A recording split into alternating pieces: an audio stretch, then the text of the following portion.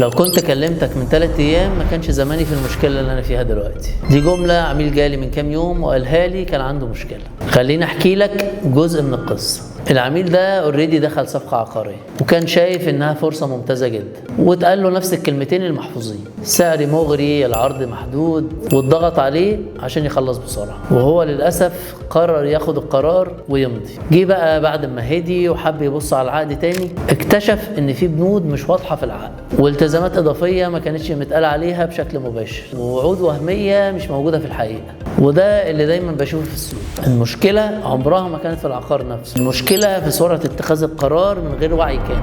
في السوق العقاري اكبر خساره مش انك ما تشتريش الفرصه، ولكن انك تشتريها وانت مش فاهم كل تفاصيلها. عشان كده بقول لاي مستثمر او مشتري: ما تاخدش قرار كبير الا بعد دراسه واستشاره لحد خبره. فلو انت داخل على قرار استثمار عقاري، كلمني بدل ما المشكله تبقى مشكلتين.